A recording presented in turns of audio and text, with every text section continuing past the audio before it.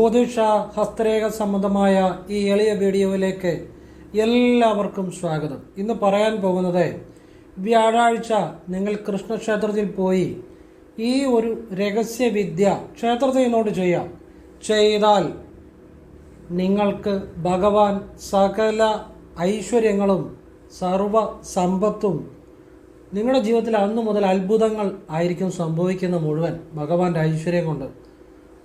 ഏറ്റവും രഹസ്യമായൊരു വിദ്യ പറഞ്ഞു തരാൻ പോകുന്നത്.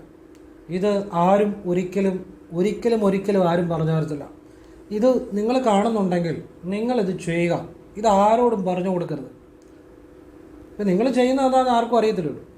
അപ്പോൾ അത് ആരോടും പറയുകയും ചെയ്യരുത്, നിങ്ങൾ ചെയ്യുക. പിന്നെ ചിലർ അവരുടെ ഒരു അനുഭവം ഗുരു എന്ന സ്ഥാനത്ത് ഒരു കാര്യം പറഞ്ഞു തരുന്ന ഒരു ആളെന്ന രീതിയിൽ എന്നോട് പറയാറുണ്ട്. അതിൽ തെറ്റില്ല.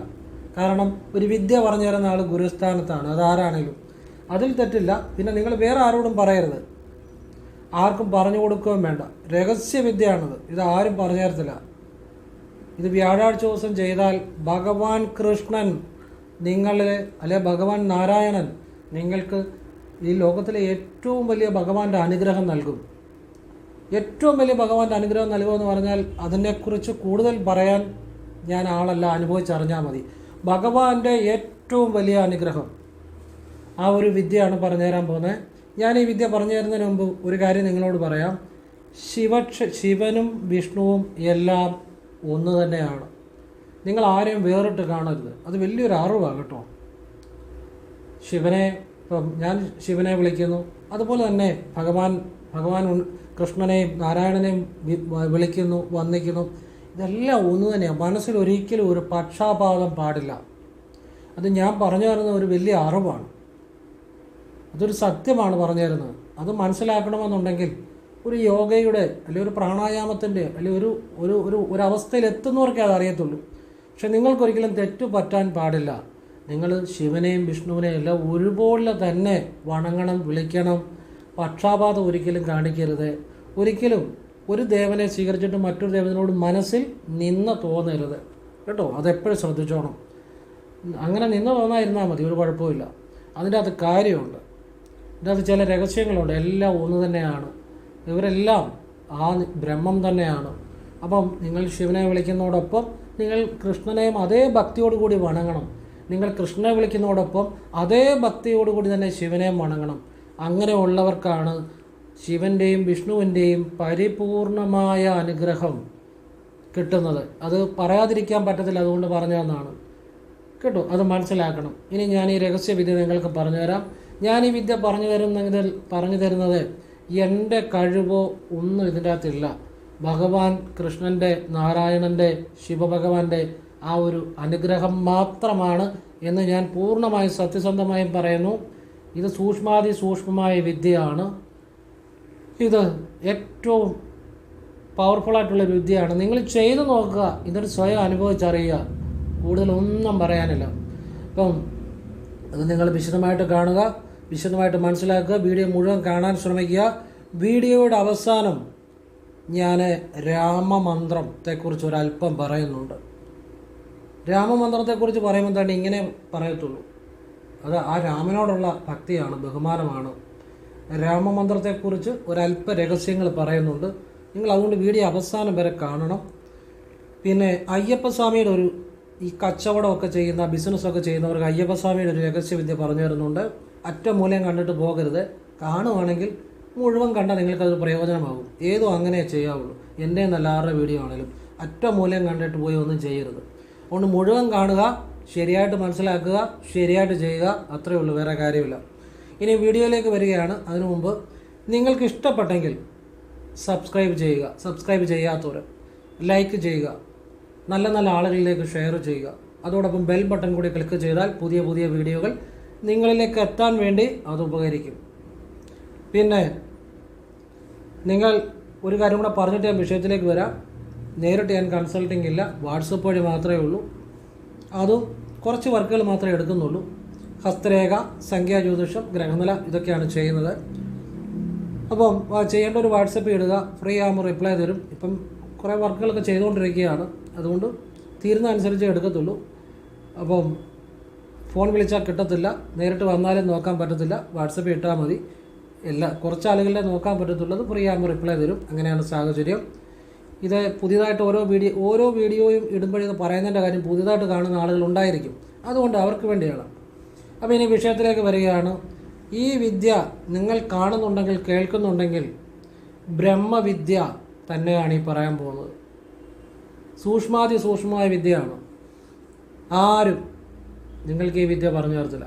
കാരണം എന്താണെന്ന് ചോദിച്ചു കഴിഞ്ഞാൽ ഈ വിദ്യയൊക്കെ ആ ഒരു ആത്മാവിൻ്റെ സംസ്കാരത്തിൽ ജന്മാനുജന്മങ്ങളായി, അതുപോലെ തപസ്സ, ജപം, അതുപോലെ വിദ്യ ചെയ്തവർക്ക് മാത്രം പറഞ്ഞു തരാൻ പറ്റുന്ന കാര്യമാണ്.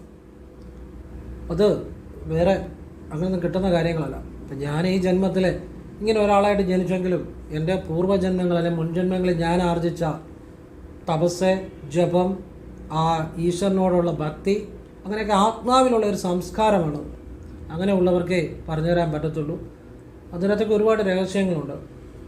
ഇത് നിങ്ങൾ അറിയുന്നുണ്ടെങ്കിൽ നിങ്ങളുടെ മുൻജന്മ സുഹൃതം, മുൻജന്മ പുണ്യം, മഹത്തായ ഒരു കാര്യമായി കേൾക്കാൻ പോകുന്നത്. ഇന്നത്തെ വീഡിയോ മൊത്തവും അതുപോലുള്ള കാര്യമാണ്. അവസാനം രാമൻ്റെ ചില രഹസ്യങ്ങളും പറയുന്നുണ്ട്.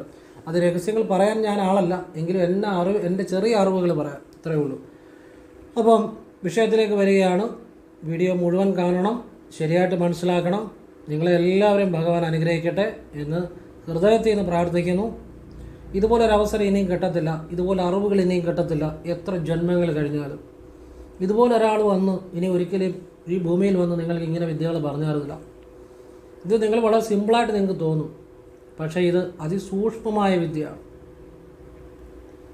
അതായത് എത്രയോ 10,000 വർഷങ്ങൾക്ക് മുമ്പ് മഹർഷീശ്വരന്മാർ, യോഗീശ്വരന്മാർ ഒക്കെ ഉപയോഗിച്ചിരുന്ന അതിസൂക്ഷ്മമായ കാര്യമാണ്. നമ്മളൊക്കെ എപ്പോഴും അത്ര വിദ്യകളാണ് ചെയ്യുന്നത്, അത്ര വിദ്യകൾ തന്നെ ഇപ്പോഴും ചെയ്യുന്നത്. അതുകൊണ്ടാണ് പറഞ്ഞു തരുന്നത്. എല്ലാവരെയും ഈശ്വരൻ അനുഗ്രഹിക്കട്ടെ. നിങ്ങൾക്കത് അനുഭവിക്കുമ്പോൾ മനസ്സിലാകും അതിൻ്റെ ശക്തി. അപ്പോൾ വ്യാഴാഴ്ച ദിവസം രാവിലെ നിങ്ങൾ കൃഷ്ണൻ്റെ അല്ലെങ്കിൽ വിഷ്ണുവിൻ്റെ ക്ഷേത്രത്തിൽ പോവുക.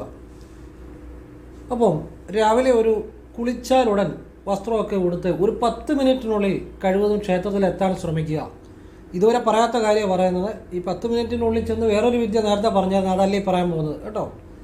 അപ്പോൾ 10 മിനിറ്റിനുള്ളിൽ കഴിവതും ക്ഷേത്രത്തിൻ്റെ ശ്രീകോവിലിന് മുന്നിലെത്താൻ ശ്രമിക്കുക. എന്ന് വെച്ചാൽ ഓടി എങ്ങും മറിഞ്ഞു വീഴണമെന്നല്ല പറഞ്ഞത്. നിങ്ങൾ നേരത്തെ ഇറങ്ങുക, ദൂരം ഉണ്ടെങ്കിൽ ഒരു ഓട്ടോ പിടിച്ച് പോവുക. എങ്ങനെയാണേലും നിങ്ങളൊരു 10-15 മിനിറ്റിനുള്ളിൽ തന്നെ ക്ഷേത്രത്തിൻ്റെ ശ്രീകോവിലിന് മുന്നിൽ ചെല്ലാൻ ശ്രമിക്കുക.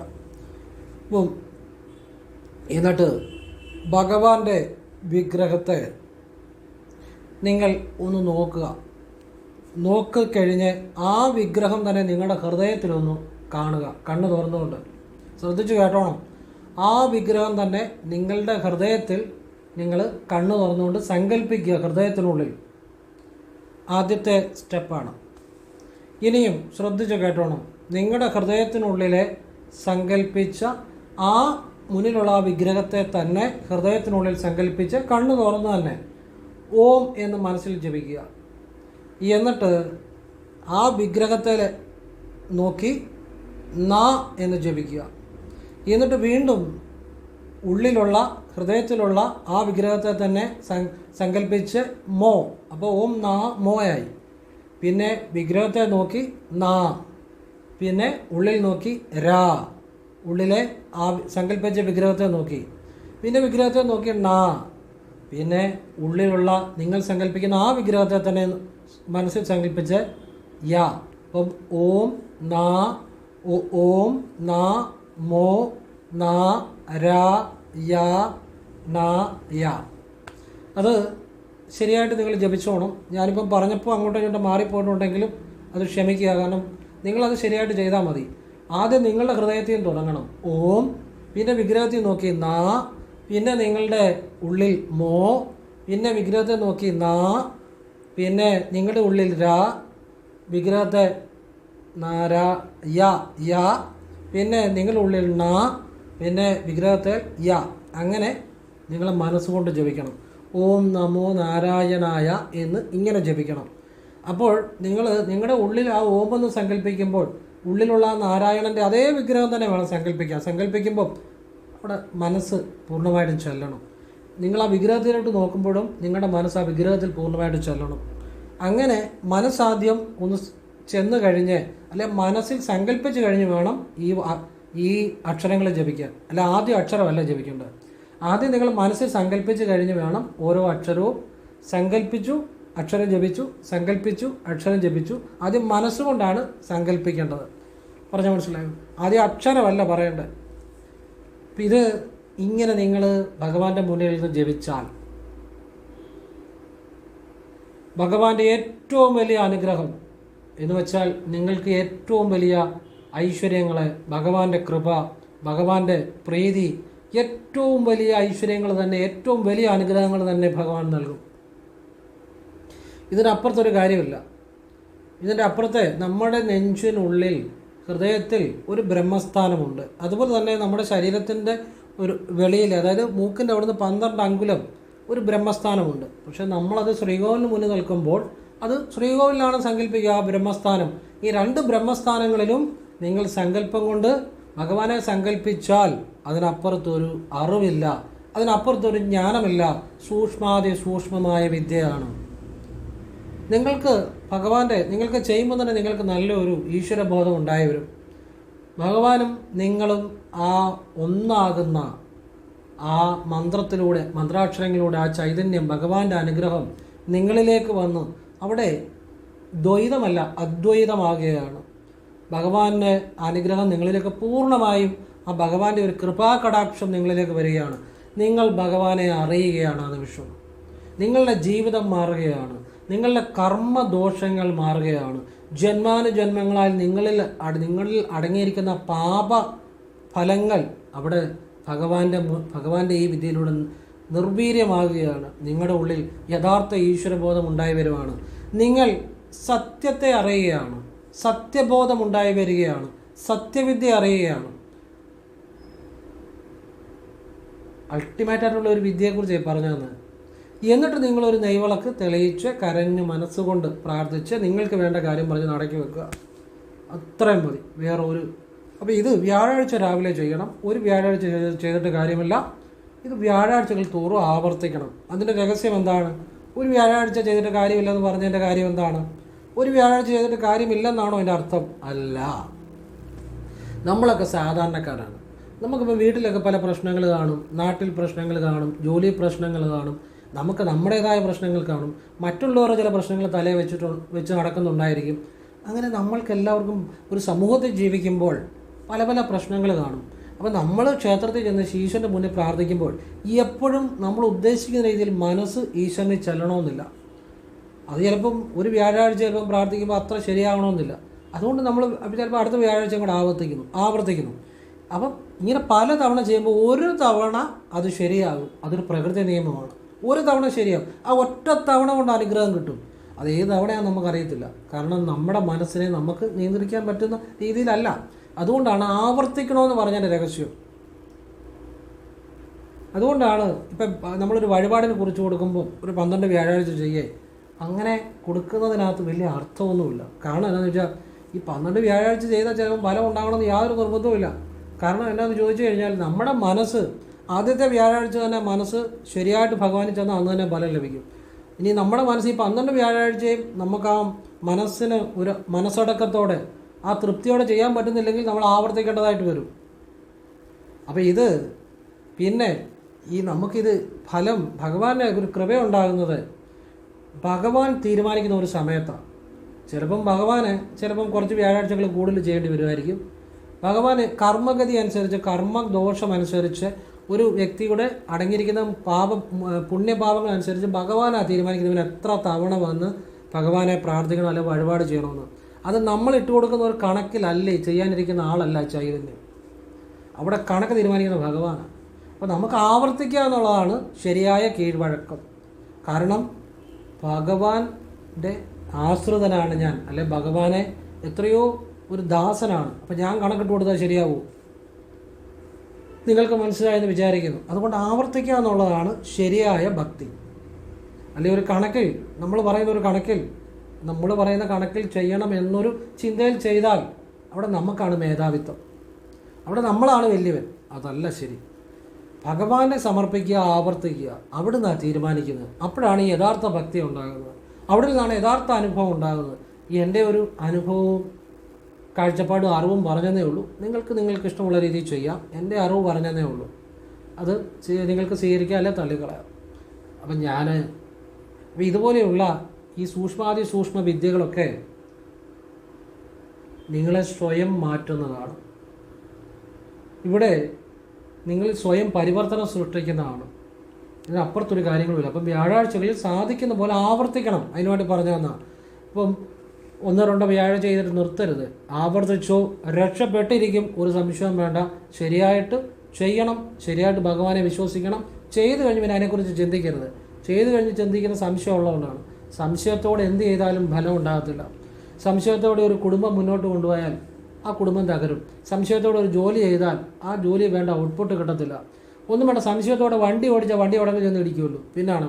അപ്പോൾ ഈ സംശയത്തോടെ എന്ത് ചെയ്താലും അത് ശരിയാകത്തില്ല. പിന്നെ അതുപോലെ വഴിപാടും പ്രാർത്ഥനയും സംശയത്തോട് ചെയ്താൽ ഫലം ഉണ്ടാകത്തില്ല. ചെയ്തു കഴിഞ്ഞാൽ അതിനെക്കുറിച്ച് ചിന്തിച്ചാൽ സംശയമുള്ളതുകൊണ്ട് അപ്പോൾ ചെയ്ത് കഴിയുമ്പോൾ അത് മറക്കുക. അങ്ങനെ ആവർത്തിക്കുക, വ്യാഴാഴ്ചകൾ ആവർത്തിക്കുക. അത് നിങ്ങളിൽ പരിവർത്തനം ഉണ്ടാക്കും. അത് നിങ്ങളുടെ ജീവിതം മാറ്റും, നിങ്ങളുടെ നാളുകളെ മാറ്റും. നിങ്ങൾക്ക് വേണ്ട എല്ലാ അനുഗ്രഹങ്ങളും ഭഗവാൻ നൽകും. ഇത് ഭഗവാന്റെ പരമമായ വിദ്യ ഞാൻ പറഞ്ഞു തന്നു. ഓം നമോ നാരായണായ എന്ന മന്ത്രത്തെക്കുറിച്ച് നിങ്ങൾക്കറിയാമല്ലോ. അഷ്ടാക്ഷരമാണ്. ഓം എന്ന ബീജം, ആ പരബ്രഹ്മം അതിൻ്റെ അത് ഇൻക്ലൂഡഡാണ്. ഓം ചേർത്താണ് അഷ്ടാക്ഷരം വരുന്നത്. അതാണ് ഓം നമോ നാരായണയുടെ ശക്തിയും. ഓം നമോ നാരായണായ നമാന്ന് ജപിക്കരുത്. അപ്പോൾ അഷ്ടാക്ഷരമല്ല, തെറ്റും, കണക്ക് തെറ്റും. ഓം നമോ നാരായണായ അത്രയും മതി. അപ്പോഴാണ് അത് അഷ്ടാക്ഷരമാകുന്നത്. അപ്പം ഒരുപാട് ശക്തികളുള്ള ഒരു മന്ത്രമായി ഓം നമോ നാരായണായ. മഹർഷിമാർ ഉപയോഗിക്കുന്ന ഒരു കവചമായിട്ട് ഉപയോഗിക്കുന്ന ഓം നമോ നാരായണയുടെ ഒരു ജപിക്കുന്ന രീതിയെക്കുറിച്ച് ഞാൻ വീഡിയോയിൽ പലതവണ പറഞ്ഞിട്ടുണ്ട്. അത് വീഡിയോ സ്ഥിരം കാണുന്നവർക്ക് അതറിയാം. ആവശ്യമുള്ളവർ പോയി കാണുക. അപ്പോൾ വേറെ കാര്യമുണ്ട്. ഈ സ്ഥിരം കണ്ടു കഴിഞ്ഞാൽ അപ്പം കിട്ടുന്ന കാര്യങ്ങൾ തപ്പിയാൽ പോയി കിട്ടത്തില്ല. അതുകൊണ്ടാണ് ഓരോ വീഡിയോ നിങ്ങൾ മിസ് ചെയ്യരുതെന്ന് പറയുന്നത്. ഒരു 10,000-ത്തിന് മേൽ വീഡിയോ ഉള്ളതിൽ തപ്പിയാൽ ഒരു കിട്ടാനൊന്നും പോകുന്നില്ല. അതുകൊണ്ട് അന്നെന്നുള്ള അപ്ഡേറ്റായിട്ട് കാണുക, എഴുതി വെക്കുക. എന്നോട് ചോദിച്ചാലും എനിക്കത് പറഞ്ഞു തരാൻ പറ്റത്തില്ല. ഏത് വീഡിയോയിലാണെന്ന് പറഞ്ഞു തരാൻ പറ്റത്തില്ല. അതുപോലെ എനിക്ക് പറഞ്ഞു തരാൻ സമയവും. ഞാൻ വീഡിയോ അതുപോലെ വിശദമായിട്ടാണ് കാണുന്നത്. ആ വീഡിയോ ഇടുമ്പോൾ എല്ലാ ദിവസവും വൈകിട്ട് ഒരു 8-നും 8:30-ക്കും ഇടയിൽ വീഡിയോ ഇടും. അല്ലെ ചാനലിൽ കയറി കാണുക, അപ്ഡേറ്റ് ചെയ്ത് പോവുക, വേണ്ടത് എഴുതി വെക്കുക. നിങ്ങൾക്ക് ആവശ്യമുണ്ടെങ്കിൽ സത്യവിദ്യകളാണ് പറയുന്നതല്ല. അതൊക്കെ എത്ര പേർക്ക് അത് നമ്മളെപ്പോഴും ശരിയായിട്ടുള്ള കാര്യങ്ങൾ അറിയാൻ താല്പര്യമുള്ളവർ അങ്ങനെയുള്ള കാര്യങ്ങളെ ഫോളോ ചെയ്യുക. എപ്പോഴും ശരിയായ ഒരു വഴിയിൽ പോയാലേ ശരിയായ ലക്ഷ്യത്തിലെത്തത്തുള്ളൂ. തെറ്റായ വഴിയിൽ പോയാൽ ശരിയായ ലക്ഷ്യത്തിലെത്തുമെന്ന് ഒരിക്കലും പ്രതീക്ഷിക്കരുത്. അതുകൊണ്ട് ശരിയായ കാര്യങ്ങൾ എന്നറിയുന്നോ, ഇപ്പം നിങ്ങൾ കാണുമോ കാണാതിരിക്കുമോ, നിങ്ങൾ ഏതൊക്കെ ജന്മങ്ങളെടുത്താലും എന്ന് ശരിയായ കാര്യങ്ങൾ അറിയുന്നോ അന്ന് ശരിയായ ഈശ്വര സാക്ഷാത്കാരം ഉണ്ടാകത്തുള്ളൂ. അതുകൊണ്ട് അത് എത്രയും നേരത്തെ ചെയ്യുവാണെങ്കിൽ അത്രയും നല്ലത്. ഈ ജന്മത്തിൽ ഈ നിമിഷത്തിൽ അറിയാൻ സാധിക്കുവാണെങ്കിൽ അത്രയും അലച്ചിലും കഷ്ടപ്പാടുകളും കുറയ്ക്കാം. അത് നിങ്ങളുടെ ആവശ്യമാണ്. ഞാൻ എൻ്റെ അനുഭവങ്ങളും എൻ്റെ നിയോഗവും ഈശ്വരൻ എനിക്ക് ഏൽപ്പിച്ച കർമ്മവും ഞാൻ ചെയ്യുന്നതേ ഉള്ളൂ. നിങ്ങൾക്ക് പറഞ്ഞു തരുന്നു, അത്രയേ ഉള്ളൂ. അത് ആവശ്യമുണ്ടെങ്കിൽ പ്രയോജനപ്പെടുത്തുക. അപ്പോൾ ഇതെല്ലാം ജീവിതം മാറ്റുന്ന കാര്യങ്ങളാണ്. ഇനിയും ബിസിനസ് ചെയ്യുന്നവർക്ക് നിങ്ങൾ ആ ബിസിനസ് സ്ഥാപനത്തിൽ അയ്യപ്പസ്വാമിയുടെ താണ്ട് ഇങ്ങനൊരു ഫോട്ടോ, ഇരിക്കുന്ന ഒരു ഫോട്ടോ കണ്ടല്ലോ. പുലിപ്പുറത്തൊന്നും അല്ലാതെ സാധാരണ രീതിയിൽ ഇരിക്കുന്ന ഒരു ഫോട്ടോ. ഇതിന് ഭയങ്കര ശക്തിയുണ്ട്. ഇത് പുലിപ്പുറത്തല്ല, പുലിപ്പുറത്തുള്ള ഫോട്ടോ അല്ല, ഇങ്ങനത്തെ ഫോട്ടോ വേണം. ഈ ഫോട്ടോ ദർശനം കിഴക്കോട്ടാക്കി ബിസിനസ് സ്ഥാപനത്തിൽ വയ്ക്കുക. ആ പണം വയ്ക്കുന്ന ആ മേശയുടെ അവിടോ അല്ലെങ്കിൽ പണത്തിൻ്റെ ഇടപാട് നടക്കുന്ന സ്ഥലത്ത് വയ്ക്കണം. ഫോട്ടോയുടെ ദർശനം കിഴക്കോട്ടായിരിക്കണം. അപ്പോൾ നിങ്ങൾ നോക്കുന്നത് പടിഞ്ഞാട്ടായിരിക്കണം ഫോട്ടോയെ. ക്ലിയർ ആയല്ലോ? ഇനി സംശയത്തിന് കാര്യമില്ലല്ലോ. കിഴക്കെന്ന് പറയുമ്പോൾ പടിഞ്ഞാറൂടെ പറഞ്ഞു കഴിയുമ്പോൾ അത് ക്ലിയറായി. ഫോട്ടോയുടെ ദർശനം കിഴക്കോട്ടായിരിക്കണം. അപ്പോൾ നിങ്ങൾ നോക്കുന്നത് പടിഞ്ഞാട്ടാണ്. ഇനി അതിൻ്റെ അകത്ത് സംശയമൊന്നുമില്ല. ക്ലിയർ ആയെന്ന് വിചാരിക്കുന്നു. പണത്തിൻ്റെ ഇടപാടുകൾ നടക്കുന്ന സ്ഥലത്ത് വയ്ക്കണം, ആ മുറിയിൽ വയ്ക്കണം. സാമ്പത്തികമായിട്ട് ഇഷ്ടംപോലെ ഉയർച്ച ഉണ്ടാകും, ധനവരവുണ്ടാകും, ഒരു സംശയവും വേണ്ട. ഈ ഫോട്ടോയ്ക്കകത്ത് ഒരുപാട് രഹസ്യങ്ങളുണ്ട്. ഇത് അയ്യപ്പൻ്റെ ഒരു യോഗ യോഗ രീതിയിലിരിക്കുന്നതാണ്. ഇതൊരു മുദ്രയാണ്. ഇതും ഭഗവാന്റെ ഈ മുദ്രയ്ക്കകത്ത് ഒരുപാട് രഹസ്യങ്ങളുണ്ട്. സർവ്വശത്രുദോഷങ്ങളെയും തട്ടി മാറ്റുന്ന ഒരു മുദ്രയാണ്. ഇങ്ങനെ ഇരിക്കുന്നതിനകത്തും ഒരുപാട് ഇത് ഭഗവാന്റെ ഇങ്ങനെ ഇരിക്കുന്ന ഈ രൂപം നമ്മൾ കണ്ടു കഴിയുമ്പം നമ്മുടെ മനസ്സിൽ ഒരു സ്ഥിരത, ഒരു സ്റ്റെബിലിറ്റി, ഒരു ഉറച്ച ഒരു ബോധമാണ് നമുക്കുണ്ടാകുന്നത്. ആ ഭഗവാന്റെ ആ ഇരിപ്പാണ്, യോഗാവസ്ഥയിലുള്ള ഇരിപ്പാണ്. ആ ഒരു ബോധം തന്നെയാണ് നമ്മുടെ സാമ്പത്തിക നില ഉറപ്പിച്ച് നിർത്തുന്നത്. അതാണ് അതിൻ്റെ അകത്തൊരു രഹസ്യം. അതാണ് ഈ ഫോട്ടോ തന്നെ, ഇത്രയും ഫോട്ടോ തന്നെ വെക്കണമെന്ന് പറഞ്ഞതിൻ്റെ കാര്യം. പിന്നെ കിഴക്കോട്ട് ദർശനമാക്കി വെക്കണമെന്ന് പറഞ്ഞതിൻ്റെ കാര്യം, അത് വളരെ ഐശ്വര്യം ചെയ്യും, സംശയമൊന്നും വേണ്ട. പിന്നെ ഈ കൃഷ്ണൻ, ഞാൻ മറ്റു ചില ദിക്കുകളിലേക്ക് വെക്കുന്ന കാര്യങ്ങളും പറഞ്ഞത് അത് നല്ലത് തന്നെയാണ്. അത് ചെയ്താലും ഏറ്റവും നല്ലതാണ്. ഇത് ഞാൻ ഈ ബിസിനസ് സ്ഥാപനങ്ങൾക്കൊക്കെ വേണ്ടി ഒരു പ്രത്യേക രീതിയിലുള്ള ഈ ഒരു കാര്യം പറഞ്ഞതേ ഉള്ളൂ. നേരത്തെ ചില ദിക്കുകളിലേക്കുള്ള കാര്യങ്ങൾ പറഞ്ഞിരുന്നു. അതും നല്ല ഫലം ലഭിക്കുന്നതും അച്ചട്ടാണ്. അപ്പോൾ ഇത് നിങ്ങൾക്ക് ആവശ്യമുണ്ടെങ്കിൽ, പലരും പല രീതി ആയിരിക്കുമല്ലോ ചെയ്യുന്നത്. എല്ലാവർക്കും ഇപ്പോൾ എല്ലാ രീതിയും ചെയ്യാൻ പറ്റുമെന്ന് വരത്തില്ല. ഇത് ചെയ്താലും ഫലമുണ്ടാകും കേട്ടോ. ഇനിയും പറയുന്ന കാര്യം, രാവിലെ കുളി കഴിഞ്ഞ് തല തോർത്തുന്നതിന് തൊട്ട് മുമ്പ് വസ്ത്രം ധരിച്ച് ഈറനോടെ കുളിമുറിയിൽ നിന്ന് കിഴക്കോട്ട് തിരിഞ്ഞു നിന്ന് ആദ്യം ഇങ്ങനെ കൈ പിടിച്ച് സർവമംഗളമംഗല്യേ എന്ന് ഒരു 3 തവണ ജപിക്കുക. എന്നിട്ട് ഇങ്ങനെ കൈ പിടിച്ച് സർവമംഗളമംഗല്യേ എന്ന് 3 തവണ ജപിക്കുക. വീണ്ടും ഇങ്ങനെ കൈ പിടിച്ച് സർവമംഗളമംഗല്യേ എന്ന് 3 തവണ ജപിക്കുക. അതിനുശേഷം ഇങ്ങനെ തന്നെ കൈ പിടിച്ച് അമ്മേ ജഗദീശ്വരി, പരമേശ്വരി, ആദിശക്തി, മഹേശ്വരി, മഹാമായേ, പ്രകൃതി എന്ന് ഇങ്ങനെ തന്നെ പ്രാർത്ഥിക്കണം. പ്രാർത്ഥിച്ച് നിങ്ങൾക്ക് ആവശ്യമുള്ള കാര്യങ്ങൾ ആവശ്യപ്പെടാം. പെട്ടെന്ന് തലതോർത്തുക. ഒരു രഹസ്യവിദ്യയാണ്. ദേവിയുടെ അനുഗ്രഹം പ്രത്യക്ഷത്തിലുണ്ടാവും. അപ്പോൾ ഇത് കൃത്യമായിട്ട് ഞാൻ പറഞ്ഞു കൊടുത്തവർ ചെയ്തവർക്ക് അനുഭവം ഉണ്ടായിട്ടുണ്ട്. അതുകൊണ്ടാണ് പറഞ്ഞത്. ആവശ്യമുണ്ടെങ്കിൽ ചെയ്തു നോക്കുക. ശരിയായിട്ട് ചെയ്താൽ ബലം ഉണ്ടാകും. ഞാൻ എന്നാലാകുന്ന രീതി വിശദമാക്കി തന്നിട്ടുണ്ട്. പറഞ്ഞ പോലെ ചെയ്യുക. നിങ്ങൾക്കിഷ്ടമുള്ള രീതി ചെയ്തിട്ട് കാര്യമില്ല. അങ്ങനെ ചെയ്താൽ ബലം ഉണ്ടാകും. നിങ്ങൾക്ക് ആവശ്യമുണ്ടെങ്കിൽ പ്രയോജനപ്പെടുത്തുക. ഒരുപാട് കാര്യങ്ങൾ പലരും നേടിയെടുത്തിട്ടുണ്ട്. ഏറ്റവും രഹസ്യമായ ഒരു പ്രാർത്ഥനയാണത്. ഇത് ഈറനോടെ തല തോർത്താതാണ്. ഇത് സെക്കൻഡുകൾക്കുള്ളിൽ ചെയ്ത് കഴിഞ്ഞ ഉടനെ തല തോർത്താം. പിന്നെ അതിനെക്കുറിച്ച് ചിന്തിക്കരുത്. എല്ലാ ദിവസവും രാവിലെ ചെയ്യുക. കുളിമുറിയുന്നോട് കിഴക്കോട്ട്. നിങ്ങൾക്ക് ആവശ്യമുള്ള കാര്യം അമ്മയോട് ആവശ്യപ്പെടാം. പിന്നെ അതിനെക്കുറിച്ച് ചിന്തിക്കരുത്. പെട്ടെന്ന് തല തോർത്തിക്കണം. വലതുകാലം വെച്ച് കുളിമുറിയിൽ നിറങ്ങുക. ഇനിയും രാമനാമം. എനിക്ക് ഇങ്ങനെ പറയാനുള്ളൂ. രാമനാമം എല്ലാവരും ജപിക്കണം. രാമനാമം നിങ്ങൾ ഒരു ദിവസം ഒരു നേരമെങ്കിലും രാമനാമം ജപിക്കണം. രാമനാമത്തിൻ്റെ മഹത്വം, രാമനാമത്തിൻ്റെ ശക്തി പറയാൻ എനിക്ക് കഴിവില്ല. ഞാനതിനാളല്ല. എന്ന് വെച്ചാൽ അത് ചിന്തിക്കുന്നതിനും അപ്പുറത്താണ്. അത് നിങ്ങളുടെ ജീവിതത്തിൽ ചെയ്യാവുന്ന നിങ്ങൾക്ക് വേണ്ടി ചെയ്യുന്ന വലിയ കാര്യമാണ്. കാരണം രാമമന്ത്രത്തിന് ഒരുപാട് രഹസ്യങ്ങളുണ്ട്. ഏറ്റവും ശക്തിമത്തായ പല ഋഷീശ്വരന്മാരും, ഏറ്റവും പവർഫുള്ളായിട്ടുള്ള പല ഋഷീശ്വരന്മാരും ഈ വിദ്യ ഉപയോഗിച്ചിരുന്നു. രാമമന്ത്രം. കാട്ടാളനായ രത്നാകരനും വേദങ്ങൾ അറിയത്തില്ല, മന്ത്രം അറിയത്തില്ല, ജ്യോതിഷം അറിയത്തില്ല, ഒരു വിദ്യകളും അറിയത്തില്ല. രാമമന്ത്രം മാത്രം സപ്തർഷികൾ കൊടുത്ത രാമമന്ത്രം മാത്രമേ കാട്ടാളനായ രത്നാകരൻ അറിയത്തുള്ളായിരുന്നു. ആ ഒരൊറ്റ രാമമന്ത്രത്തിൻ്റെ ശക്തി കൊണ്ട് തന്നെ അദ്ദേഹം വാൽമീകിയായി തീർന്നു. ഒരുപാട് മഹർഷീശ്വരന്മാർ ഈ രഹസ്യവിദ്യ ചെയ്യുന്നുണ്ട്. പക്ഷേ പലരും അത് ചിലർ വെളിപ്പെടുത്താറുണ്ട്, ചിലർ വെളിപ്പെടുത്താറില്ല. രാമമന്ത്രം വസിഷ്ഠനും അതിൻ്റെ ശക്തി അറിയാമായിരുന്നു. വസിഷ്ഠൻ്റെ ഗുരുവാണ് കാകാപുശുണ്ട. അതങ്ങനെ ആ പരമ്പരയിൽ നിന്ന് ആ രാമമന്ത്രത്തിൻ്റെ ശക്തി ഒരുപാട് മഹത്വക്കൾ അറിയാമായിരുന്നു. ശിവനും രാമമന്ത്രത്തിൻ്റെ ശക്തിയെക്കുറിച്ച് എപ്പോഴും ഭഗവാനും ആ രാമമന്ത്രത്തിൻ്റെ ശക്തിയെക്കുറിച്ച് ശിവഭഗവാനും സദാ ആ ശക്തിയെക്കുറിച്ച് അറിയാവുന്നതാണ്. രാമമന്ത്രം എന്ന് പറയുമ്പോൾ നിങ്ങളുടെ അപാനനിൽ നിന്നും, അപാനൻ എന്ന് പറഞ്ഞാൽ നിങ്ങളുടെ ഈ വയറ്റിലെ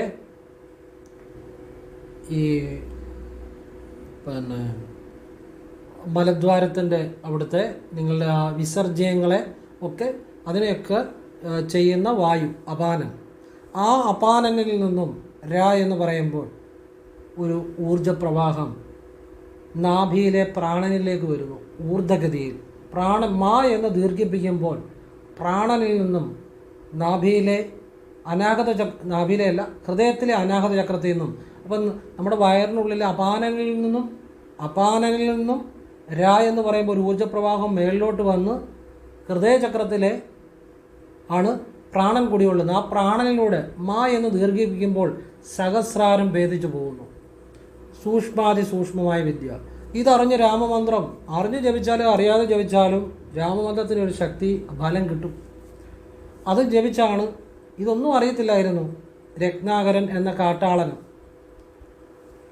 രാമമന്ത്രത്തിൻ്റെ ശക്തി ഒന്നും അദ്ദേഹം അറിഞ്ഞുകൊണ്ടല്ല, സപ്തർഷികൾ പറഞ്ഞു കൊടുത്തു, നീ ഇത് ജപിക്കുക രാമമന്ത്രം നിരന്തരം ജപിച്ചു. അദ്ദേഹത്തിന് അറിവുകളില്ലായിരുന്നു. വേദങ്ങൾ അറിയത്തില്ല, ഉപനിഷത്തുകൾ അറിയത്തില്ല, മന്ത്രങ്ങൾ അറിയത്തില്ല, ഋഷി അറിയത്തില്ല, ദേവത അറിയത്തില്ല, ഛന്ദസ് അറിയത്തില്ല, ഇതൊന്നും അദ്ദേഹത്തിന് അറിയത്തില്ല. സപ്തർഷികൾ പറഞ്ഞു രാമമന്ത്രം ജപിക്കുക. ആ 2 അക്ഷരം മാത്രമേ രത്നാകരൻ എന്ന കാട്ടാളൻ അറിയത്തുള്ളായിരുന്നു. ആ 2 അക്ഷരം മാത്രം ജപിച്ചാണ് അദ്ദേഹം വാത്മീകിയായി തീർന്നത്, മഹാമുനിയായി തീർന്നത്, ബ്രഹ്മത്തെ അറിഞ്ഞത്, സർവേശ്വരനായി തീർന്നത്, ഒരു മഹാമുനിയായി തീർന്നത്, പരബ്രഹ്മത്തെ അറിഞ്ഞത്, ആ ഈശ്വരീയമായ നിലയിലെത്തിയത് ആ രാമ എന്ന 2 അക്ഷരത്തിൻ്റെ ശക്തിയാണ്. അപ്പോൾ രാമമന്ത്രത്തെക്കുറിച്ച് ഇതൊന്നും ഞാൻ പറഞ്ഞത് ഒരറിവുമല്ല, ഒന്നും ആകുന്നില്ല. ഒരുപാട് രഹസ്യങ്ങളുണ്ട്. അത് എനിക്ക് എല്ലാ കാര്യങ്ങളും എനിക്കറിയില്ല. ഞാൻ അതിനെക്കുറിച്ച് പറയാനുള്ള കഴിവ് എനിക്കില്ല, അതിനുള്ള ശക്തിയുമില്ല, അതിനുള്ള ക്ഷമതയുമില്ല, അതിനുള്ള ജ്ഞാനവുമില്ല. ഒന്ന് ഞാൻ പറയാം, നിങ്ങൾ ജീവിതത്തിൽ ഒരു നേരമെങ്കിലും രാമമന്ത്രം ജപിച്ചാൽ നിങ്ങൾ ഭൂമിയിൽ ജീവിച്ചിരിക്കുമ്പോൾ നിങ്ങൾക്ക് വേണ്ടി ചെയ്യുന്ന ഏറ്റവും വലിയ കാര്യമായിരിക്കും. നിങ്ങൾ എന്തെല്ലാം കാര്യങ്ങൾ ചെയ്യുന്നുണ്ടായിരിക്കും. ക്ഷേത്രത്തിൽ പോകുന്നുണ്ട്, പ്രാർത്ഥിക്കുന്നുണ്ട്, ധ്യാനം ചെയ്യുന്നുണ്ട്, യോഗ ചെയ്യുന്നുണ്ട്. ഏറ്റവും വലിയ കാര്യമായിരിക്കും രാമനാമം ജപിച്ചാൽ. അതിൻ്റെ അത് ശിവനുമുണ്ട്, വിഷ്ണുവുമുണ്ട്. നാരായണയിലെ രായും നമശിവായയിലെ മായും 2 ശക്തികളുടെ സമന്വയമാണ്. രാമ എന്ന മന്ത്രം പ്രാണനിൽ ചേർത്ത് പല രീതിയിൽ ചെയ്യുന്നുണ്ട്. അതത് സൂക്ഷ്മമായ വിദ്യ, അതൊക്കെ ഗുരുവിൽ നിന്ന് കിട്ടേണ്ട. ആ വിദ്യയെക്കുറിച്ചൊക്കെ എനിക്ക് ജ്ഞാനം അറിവുള്ളതുകൊണ്ടാണ്. അറിവെന്ന് പറയാൻ പറ്റത്തില്ല കേട്ടോ. അത് ഗുരുകൃപയാൽ ആ രാമൻ്റെ ശക്തിയാൽ ചില കാര്യങ്ങൾ എനിക്കറിയാവുന്നതുകൊണ്ടാണ് ഇത് പറയുന്നത്. മനസ്സിലാക്കിക്കും, അത്രയും മനസ്സിലാക്കിക്കും. വെറുതെ ഒരു കാര്യം പറയാൻ പറ്റത്തില്ലല്ലോ. അപ്പോൾ ഈ രാമമന്ത്രം ഒരു ദിവസം ഒരു നേരമെങ്കിലും നിങ്ങൾ ജപിക്കുക. അറിഞ്ഞോ അറിയാതെയോ, നിങ്ങളതിൻ്റെ ശക്തി അറിയാതെയോ ജപിച്ചാൽ പോലും ഫലമുണ്ടാകും. നിങ്ങളുടെ സകല പാപങ്ങളെ ഇല്ലാതാക്കി തീർക്കും. വാൽമീകി കാട്ടാളൻ എന്ന രത്നാകരനായ കാട്ടാളൻ സകല പാപങ്ങളും ചെയ്യുമായിരുന്നു. ആളുകളെ പിടിച്ചു, മോഷ്ടിച്ചു, അവരെ എല്ലാം ചെയ്യുമായിരുന്നു. ആ വാൽമീകിയായ ആ കാട്ടാളനായ രത്നാകരൻ രാമമന്ത്രത്തിൻ്റെ ശക്തി കൊണ്ട് വാൽമീകിയായി തീർന്നു. എല്ലാ പാപങ്ങളും തീർന്നു. നിങ്ങൾ എത്ര പാപിയാണേലും രാമമന്ത്രം കൊണ്ട് അതില്ലാതാകും. കാരണം ഇതിനെക്കുറിച്ച് ഞാൻ എൻ്റെ പഴയ ഒരു വീഡിയോയിൽ പറഞ്ഞിരുന്നു. ഞാൻ രാമമന്ത്രത്തെക്കുറിച്ചൊരു റിസർച്ച് ചെയ്തായിരുന്നു. എൻ്റെ ഒരു പത്രത്തിൽ ആദ്യത്തെ ലേഖനം, അന്നൊരു ലേഖനം ഞാൻ ആദ്യമായിട്ട് എഴുതി.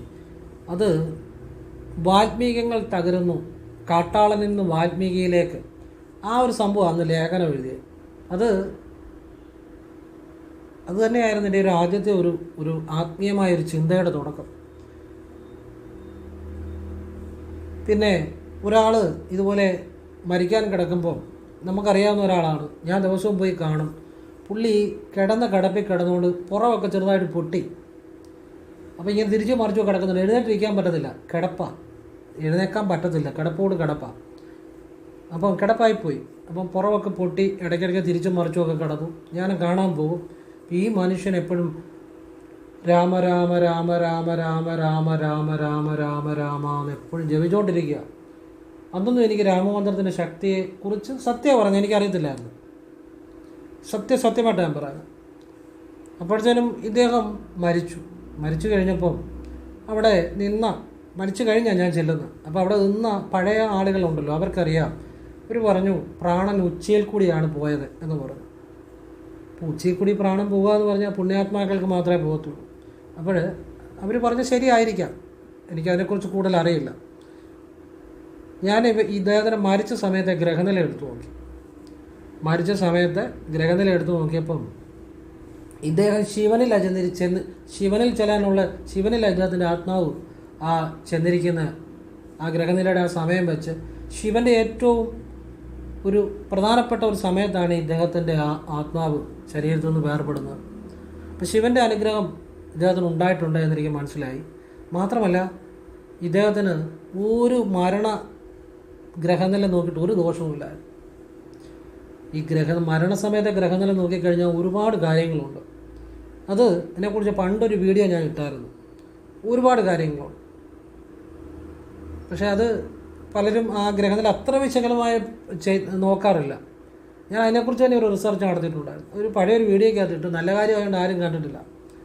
ഈ ആരെങ്കിലും മരിച്ചു കഴിയുമ്പോൾ ദോഷമുണ്ടോ എന്ന് ചോദിച്ചു നടക്കാൻ എല്ലാവർക്കും വലിയ ഇഷ്ടമാണ്. പിന്നെ ആരുടെയെങ്കിലും അടുക്ക് ചെന്ന് അവരൊന്ന് പേടിപ്പിക്കും, അപ്പം കരഞ്ഞുകൊണ്ട് നടക്കും. വ്യക്തമായിട്ട് ഇന്ന ഗ്രഹനില ഇന്ന രീതിയിൽ നിന്നാൽ ഇത് മരണദോഷങ്ങൾ എന്ന് പറയുന്ന കുറേ സംഭവങ്ങളുണ്ട്. ഞാൻ അതിനെക്കുറിച്ച് വ്യക്തമായിട്ടൊരു വീഡിയോ ഇട്ടായിരുന്നു. ഒന്നും പേടിക്കേണ്ട കാര്യമില്ല. കൃത്യമായിട്ട് അതിനൊക്കെ നിയമങ്ങളുണ്ട്. ഓരോ കാര്യങ്ങൾ ബലിക്കണമെന്നുണ്ടെങ്കിൽ അതൊക്കെ കൃത്യ അനുഭവങ്ങളുടെ അടിസ്ഥാനത്തിൽ കൂടിയാണ് ഞാനത് ഇട്ടത്. അത് പോട്ടെ, ഏതായാലും ഞാൻ പറയുന്ന മനസ്സിലാക്കുക.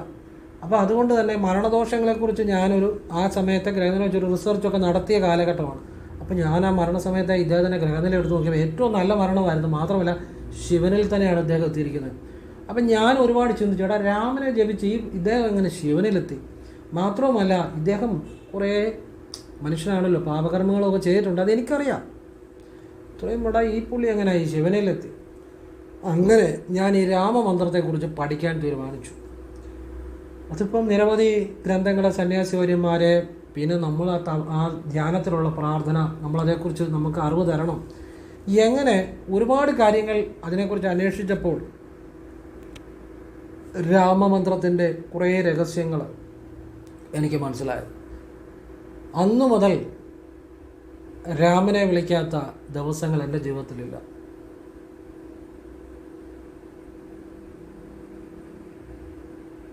രാമമന്ത്രത്തെക്കുറിച്ച് പറയുകയാണെങ്കിൽ ഒരുപാട് കാര്യങ്ങളുണ്ട്. ഞാനിപ്പോൾ ഈ അപാനനിൽ നിന്നും പ്രാണനിലേക്ക് ആ ഒരു ഊർജത്തിൻ്റെ സഞ്ചാരം ഉണ്ടായി സഹസ്രാരം ഭേദിക്കുന്നെന്ന് പറഞ്ഞില്ല, അതൊരു പ്രധാന അറിവാണ്. അക്കാലത്ത് അതെനിക്ക് കിട്ടിയ ഒരു അറിവാണ് രാമമന്ത്രത്തെക്കുറിച്ച്. അത് നിങ്ങൾ അങ്ങനെ കറക്റ്റ് രാമമന്ത്രം ജപിച്ചു കഴിഞ്ഞാൽ ആ ഒരു ഊർജ്ജപ്രവാഹം ഉണ്ടാകും. അപ്പോൾ പിന്നെ സകല പാപങ്ങളും തീരും. നിങ്ങൾ എത്ര പാപങ്ങൾ ചെയ്താലും രാമമന്ത്രം ജപിച്ചാൽ പാപങ്ങൾ തീരും. അത് നിങ്ങൾക്ക് രാമ രാമ രാമ രാമ അങ്ങനെ ജപിക്കാം. ഹരേ രാമ രാമ രാമ ഹരേ ഹരേ, ഹരേ കൃഷ്ണ കൃഷ്ണ കൃഷ്ണ ഹരേ അങ്ങനെ ജപിക്കാം. അല്ലെങ്കിൽ ഓം ശ്രീരാമ രാമ രാമ രാമ, ഇത് നീം കരോലി ബാബ ജപിച്ചതാണ്. ഓം ശ്രീരാമ രാമ രാമ രാമ. ബാബയെക്കുറിച്ചൊക്കെ അറിയാമല്ലോ, നിങ്ങൾ നെറ്റിൽ സെർച്ച് നോക്കിയാൽ മതി. ഒരുപാട് അത്ഭുതങ്ങൾ ചെയ്തിട്ടുള്ള നീം കരോലി ബാബ. അപ്പോൾ ഈ രാമമന്ത്രത്തെക്കുറിച്ച് പറയാനുള്ള കഴിവ് എനിക്കില്ല. എൻ്റെ അറിവ് അറിവെന്ന് പറയാൻ പറ്റത്തില്ല. ഞാൻ മനസ്സിലാക്കിയ ചില കാര്യങ്ങൾ സ്വല്പം മാത്രമേ പറയുന്നുള്ളൂ. അതിൽ കൂടുതൽ പറയാനുള്ള ശക്തിയോ അറിവോ എനിക്കില്ല. രാമമന്ത്രം പറയുമ്പോൾ എപ്പോഴും ആ രാമനോടുള്ള ആ ഭക്തിയോ മാത്രമേ മനസ്സിലുള്ളൂ. കാരണം രാമമന്ത്രത്തിനത് ശിവനുമുണ്ട് വിഷ്ണുവുമുണ്ട്. ഈ ഹരേ രാമ രാമ രാമ ഹരേ ഹരേ, ഹരേ കൃഷ്ണ കൃഷ്ണ കൃഷ്ണ ഹരേ ഹരേ, അത് മഹാമന്ത്രമാണ്, നിങ്ങൾക്കറിയാമല്ലോ. അതിൻ്റെ അത് രാമമന്ത്രം വരുന്നുണ്ട്, കൃഷ്ണൻ്റെ വരുന്നുണ്ട്, രണ്ടും മഹത്തരമാണ്. ഹരേ രാമ അങ്ങനെ ജപിച്ചാലും മതി. അപ്പം നിങ്ങൾ ശിവഭക്തനാണെങ്കിൽ ശിവലോകത്തിൽ പോവും, വിഷ്ണു ഭക്തനാണെങ്കിൽ വിഷ്ണു ലോകത്തിൽ പോവും. ഇനിയും നിങ്ങളുടെ ആ മനസ്സിൽ ആ ജപിക്കുമ്പോൾ ഏത് ഭക്തിയാണോ കൂടുതൽ ആ ഒരു ലോകത്തിലേക്ക് നിങ്ങൾ പോകും. അപ്പോൾ ഇത് ഏറ്റവും ശ്രേഷ്ഠമായ ഒരു കാര്യമാണ് നിങ്ങൾക്ക് ഞാൻ പറഞ്ഞു തന്നത്. എൻ്റെ ജീവിതത്തിൽ എനിക്ക് നിങ്ങൾക്ക് പറഞ്ഞു തരാവുന്ന ഏറ്റവും വലിയ കാര്യമാണ് ഈ രാമമന്ത്രത്തിൻ്റെ ഇത്രയും കാര്യം. നിങ്ങളുടെ ജീവിതത്തിൽ നിങ്ങൾക്ക് വേണ്ടി ചെയ്യാവുന്ന ഏറ്റവും വലിയ കാര്യം, നിങ്ങളുടെ ആത്മാവിന് വേണ്ടി നിങ്ങളുടെ ചൈതന്യത്തിന് വേണ്ടി, നിങ്ങൾക്ക് വേണ്ടി, നിങ്ങളുടെ ആത്മസ്വരൂപത്തിന് വേണ്ടി നിങ്ങൾക്ക് ചെയ്യാവുന്ന ഏറ്റവും വലിയ കാര്യമാണ് രാമനാമ ജപം. ഹനുമാന്റെ ശക്തി എന്താ? രാമമന്ത്രത്തിൻ്റെ ശക്തിയാണ്. രാമമന്ത്രം ജപിക്കുന്നവനെ രാമനും ജയിക്കാൻ പറ്റത്തില്ല. ഹനുമാന്റെ ഭക്തിയുടെ മുന്നിൽ രാമനും കീഴടങ്ങി. ചോദിച്ചപ്പോൾ ഹനുമാൻ ഹൃദയം പിളർന്ന് കാണിക്കുകയാണ്. ഹൃദയത്തിലാണ് രാമൻ ഇരിക്കുന്നത്. അപ്പം ഹനുമാന്റെ ഭക്തിക്ക് മുന്നിൽ രാമനും കീഴടങ്ങുകയാണ്. അപ്പോൾ രാമമന്ത്രം ജപിക്കുന്നവരെ രാമനും ജപിക്കാൻ പറ്റത്തില്ല, രാമനും ജയിക്കാൻ പറ്റത്തില്ല. അതാണ് രാമമന്ത്രത്തിൻ്റെ മഹാത്മ്യം.